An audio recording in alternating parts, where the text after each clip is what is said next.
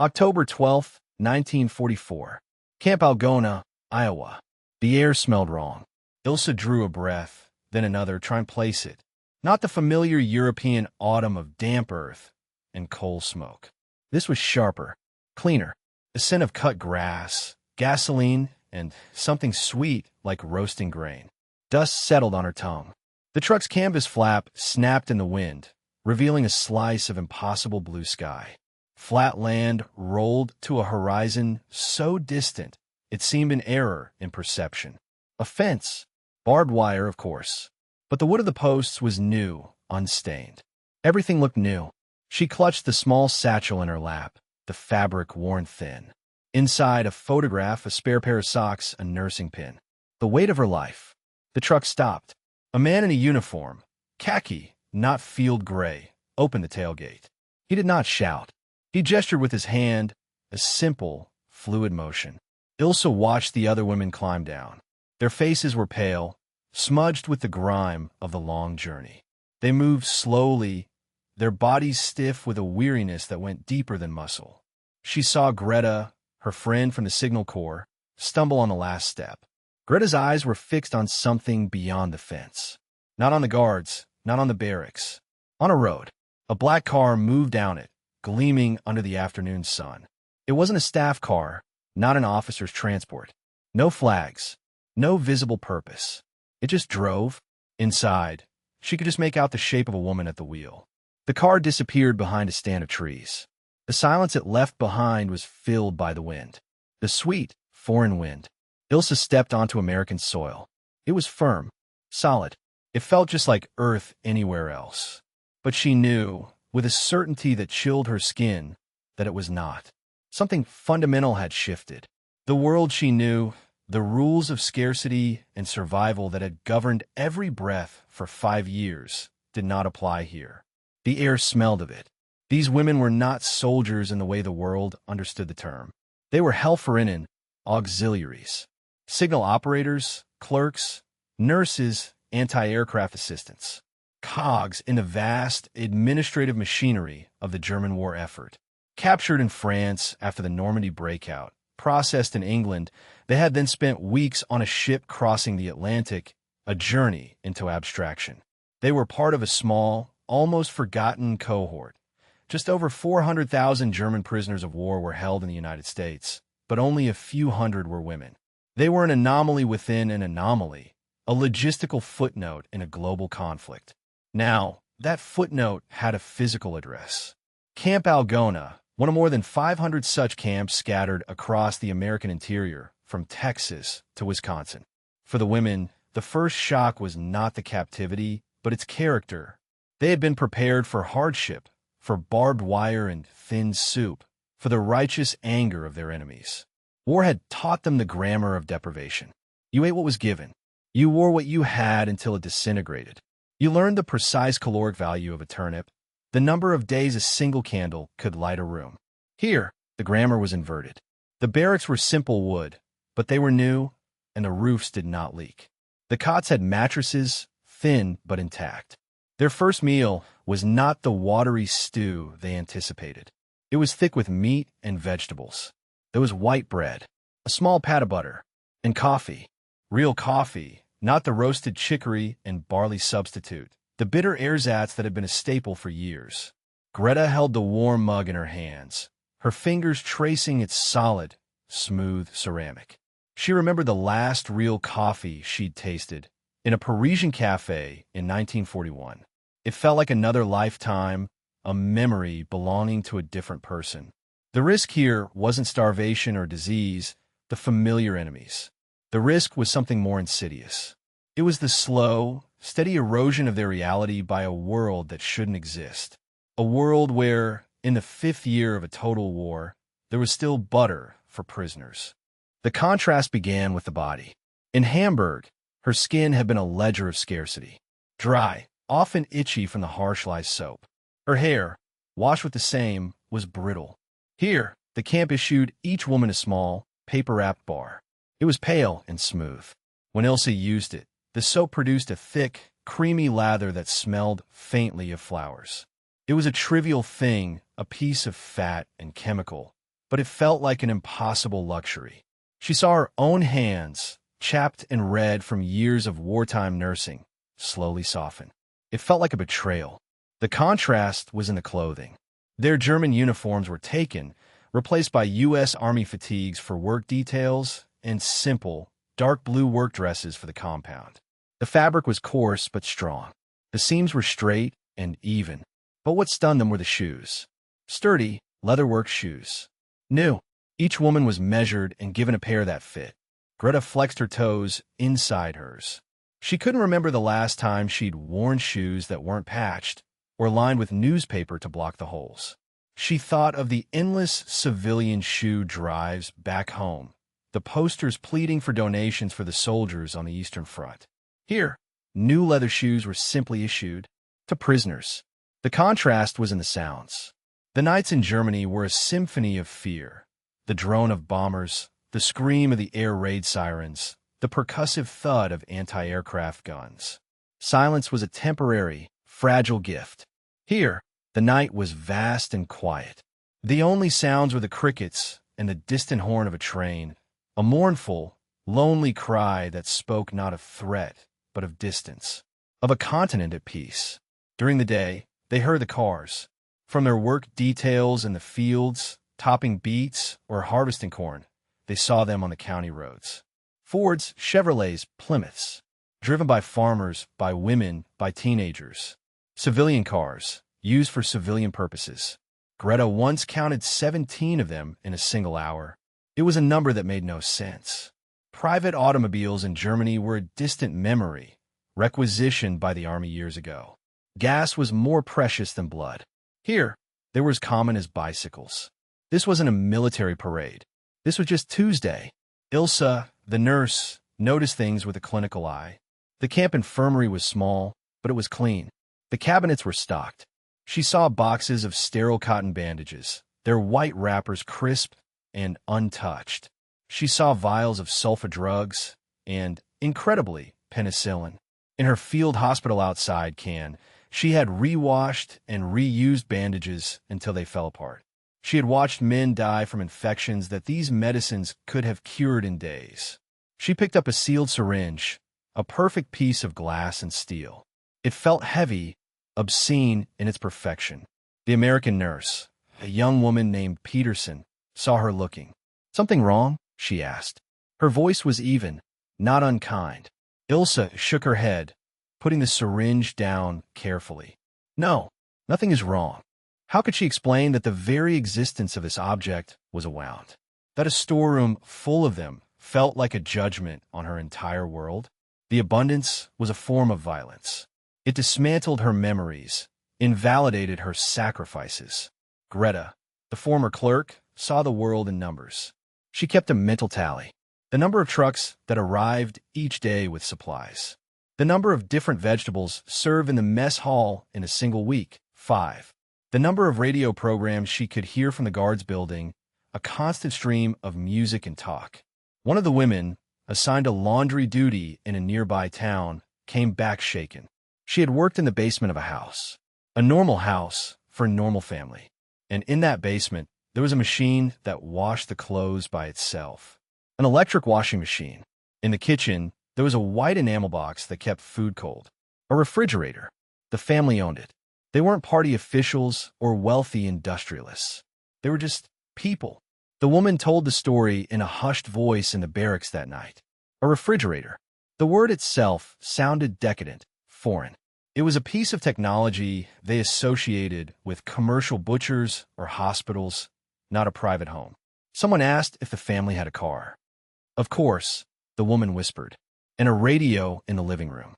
The wife listened to it while she was cooking. A silence fell over the room.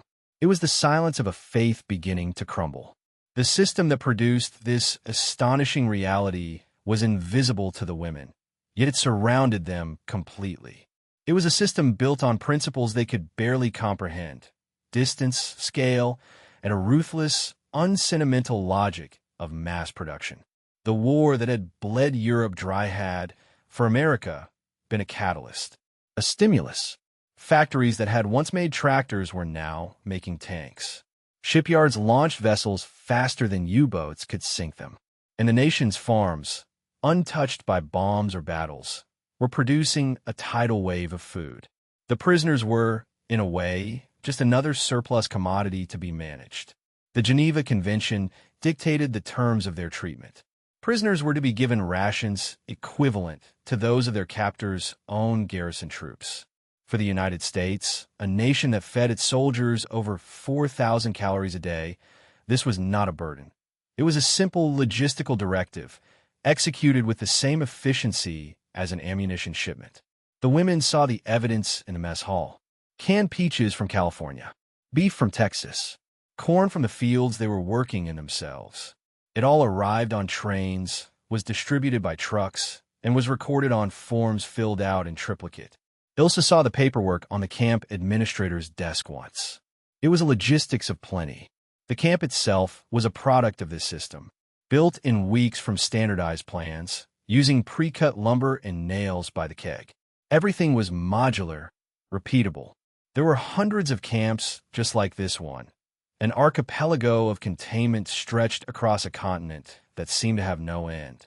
This was the schematic metaphor of America, the assembly line, a process that took in raw materials, people, food, lumber, steel, and churned out a predictable, standardized result. The purpose of the line wasn't victory or defeat in a heroic sense. It was throughput, efficiency. The women were simply another input. Their labor a small but useful part of the equation, helping to replace the American men who were now overseas. They were living inside the machine that had defeated them. The difference wasn't just in things, it was in the people, especially the American women. They saw them in the nearby towns on supervised trips to a local store or as civilian employees on the camp's periphery. They moved differently. Their strides were longer, more confident. They wore colored dresses, even on weekdays. They laughed loudly, without looking over their shoulders. One day, a group was assigned to a canning factory for a few weeks to help process the tomato harvest. It was hot, noisy work, standing for hours at a conveyor belt. Alongside them worked American women from the local town. During a break, one of them, a woman named Dorothy, offered Greta a stick of chewing gum. It was sweet, minty, an explosive flavor after years of blandness. Dorothy talked as she worked. She complained about her supervisor. She talked about a movie she'd seen with her boyfriend. She mentioned that her brother, a soldier in the Pacific, had sent a letter. Her complaints were small, personal. The war was a backdrop, a source of worry and inconvenience, but was not the all-consuming, life-defining totality it was for the German women. Her world was still her own. She had a life outside the war. This, more than the refrigerators or the cars, was the deepest shock. The casual assumption of a future. The belief that life, with its small dramas and simple pleasures, would just continue. For Ilsa and Greta, the future had been a blank wall for years.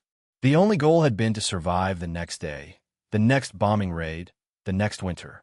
The idea of planning for a future beyond the war's end was an act of insane optimism. Here, women planned dances and saved money for dresses. It was an ideological blow more powerful than any leaflet drop. It suggested that their total, all-consuming national sacrifice had been matched by a nation that was barely trying. This experience created a profound cognitive dissonance. Everything they had been taught, everything they had believed about the United States was a lie. The propaganda films had shown a decadent, chaotic, racially mixed society on the verge of collapse. A nation of gangsters and greedy capitalists, softened by luxury, lacking the will for a real fight. The America they were now seeing was the exact opposite. It was powerful, organized, and terrifyingly self-assured. It wasn't decadent. It was efficient. Its luxury wasn't a sign of weakness, but a symptom of an industrial capacity so vast it could produce both tanks and lipstick, bombers and chewing gum, without apparent strain. The role of women was another point of friction. In National Socialist ideology, a woman's place was in the home, as a mother to future soldiers. Her highest calling was domestic. While the war had forced German women into factories and auxiliary roles, the ideal remained. But here, They saw American women driving trucks, managing factory floors, running farms. A woman like Nurse Peterson held a position of professional authority, giving orders with a calm confidence that Ilse found both jarring and admirable. She was not playing a role temporarily until a man could take over. She was simply doing her job. Why had no one told them this? The thought repeated in Ilse's mind. It wasn't just that they were losing the war. It was that they had been on the wrong side of history, fighting for a brittle, hollow ideology against a system that operated on a different plane of reality altogether. Their worldview, built on blood, soil, and sacrifice, was being dismantled by soap, sugar, and the quiet competence of a female factory foreman. It was humiliating. The evidence was undeniable, accumulating in 1,000 daily details. It could be quantified. There were approximately 380,000 Axis prisoners in the U.S. by the end of 1944. The cost of feeding them was over $1.20 per day per prisoner, at a time when a skilled factory worker might make $5 for a full day's work. The women didn't know these aggregate numbers, but they saw the local proof. Greta noted the contents of the weekly Red Cross packages they received, supplementing their already adequate rations. Inside, chocolate, cigarettes, canned milk, jam, items that would have been worth a month's wages on the black market in Berlin. These weren't occasional gifts. They were a scheduled, routine part of the camp's logistics. Ilse, working in the infirmary, was allowed to read American medical journals. She saw articles about the mass production of penicillin, a process involving enormous fermentation tanks and sophisticated chemistry. The scale described was industrial, not pharmaceutical. The articles talked about civilian applications, about a future where common infections would no longer be a death sentence. She read the words and felt a wave of despair. Germany was still trying to perfect its wonder weapons, its V-2 rockets, instruments of spectacular, desperate destruction. America was perfecting life-saving medicines and distributing them on a continental scale. They were fighting different wars entirely. One woman, who had worked in the Luftwaffe supply logistics, recognized the manufacturer's stamp on a crate of engine parts she saw at a nearby rail depot. Ford, General Motors, companies that, in her mind, made civilian cars. She had a moment of dizzying insight, seeing the direct, unbroken line between the car a farmer's wife drove to town and the engine of a B-17 bomber. It was all one system. The breaking point was never a single event. It was a slow, cumulative pressure on the psyche. For Greta, it came on a quiet Tuesday evening. The day's work was done. She was sitting on her cot, darning a sock, a habit too deeply ingrained to stop even though she could get a new pair by simply asking. Through the open barracks window, she heard music from a radio in the guards' quarters. It was a light, swinging melody, followed by the smooth, confident voice of an announcer reading the news. He spoke of battles in the Pacific, of political debates in Washington, of the price of corn. Then, he transitioned to an advertisement for soap. A woman's voice described its creamy lather, how it would make your skin feel soft and lovely. Greta dropped the sock. Her hand started to shake. The sheer, unthinking normality of it was unbearable. An advertisement for soap. In the middle of a world war. Back home, the radio was a tool of the state. It broadcast speeches from the Führer, martial music, and news of glorious victories that she now knew were lies. The idea of using that precious airtime to sell a domestic product was not just frivolous, it was blasphemous. It implied a world where personal comfort still mattered. A world not organized around total sacrifice. She felt a profound sense of vertigo, as if the floor had dropped away. Her entire life, her belief in the cause, the sacrifices of her friends and family, the deaths, the hunger, all of it felt cheapened, rendered meaningless by a jingle for soap. She put her head in her hands, her shoulders trembling. Ilse came and sat beside her, placing a hand on her back. She didn't speak. There was nothing to say. That night, many of the women did not sleep. They lay on their cots, staring into the American darkness, listening to the lonely trains, each one feeling the foundations of her world cracking apart in silence. The true American weapon was not the atomic bomb. It was the Sears Roebuck catalog. This was the revelation that came to Ilsa, not in a flash, but as a slow, dawning certainty. She saw it in the way the guards talked about buying a new radio on installment, the way a trip to the dentist was a routine annoyance, not a medical crisis. The system that defeated Germany was a system of consumer credit, mass distribution, and relentless, banal abundance. The war effort for America was a derivative of its peacetime economy, not a replacement for it. The country wasn't just out fighting Germany. It was out-producing, out-organizing, and out-consuming it all at the same time. This was the source of its power. It could project force to the far corners of the world without asking its own civilians to give up coffee or new shoes. It could build hundreds of comfortable, well-supplied prison camps in its interior, simply because it had the spare capacity. The ideological fervor and total mobilization of the Third Reich was a brittle, desperate thing compared to the deep, resilient power of a nation that treated prosperity not as a goal, but as a baseline. The women had been told they were fighting for the survival of their civilization against a horde of degenerate capitalists. But the truth was they were the ones living in a collapsing state, while their jailers inhabited a world of unimaginable material security.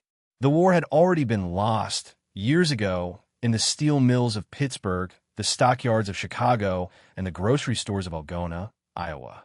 The individual moments of shock, the taste of real coffee, the sight of a private car, the feel of a new pair of shoes, were not isolated anomalies. They were data points, surface indicators of a profound systemic divergence. What the women were experiencing was the collision of two different models for organizing a modern industrial society. The German model, under National Socialism, was one of total state control, geared toward a single, overriding objective: military conquest.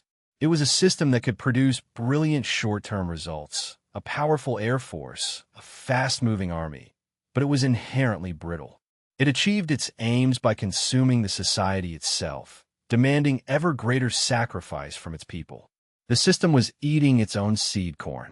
By contrast, the American system was diffuse, decentralized, and built on the engine of consumer desire. Its genius lay in its ability to harness private ambition for public ends. The government didn't need to seize every factory. It simply offered contracts. The result was a war machine of unprecedented scale that coexisted with a thriving civilian economy.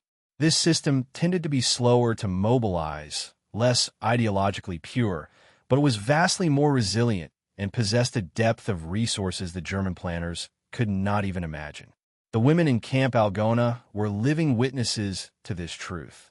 Their dawning realization that the propaganda was false was more than just a personal disillusionment. It was the lived experience of a failed system confronting a successful one. The refrigerators and radios were not trivial luxuries. They were evidence. They were the tangible proof of which system was more effective at marshaling the resources of the modern world. October 12, 1945. Camp Algona, Iowa. 1 year later. The air smelled the same. Cut grass, gasoline, roasting grain. But to Ilsa, it was no longer foreign. It was just the smell of autumn in this place. The war in Europe was over. The news of the camps, the photographs of the dead, the full, incomprehensible scale of the Reich's crimes had filtered into their barracks, adding a layer of moral horror to their ideological collapse. They were waiting now, waiting for the long journey home to a country they no longer recognized, a place of ruin and shame. Greta stood with her by the fence, looking out at the road. A yellow truck rattled past, loaded high with pumpkins. She no longer counted the cars. They were just part of the landscape. Their strangeness had worn off, replaced by a quiet, settled understanding. The war had not been a contest of soldiers, but of systems. Not of will, but of capacity. And they had been part of the losing one. What happens when the world you believed in is proven to be not only wrong, but a catastrophic failure? You are left in the quiet aftermath, holding the pieces. The question for these women, and for so many like them, was not how to win or lose, but how to begin again. How to build a life, a family, a nation in the ruins of a lie.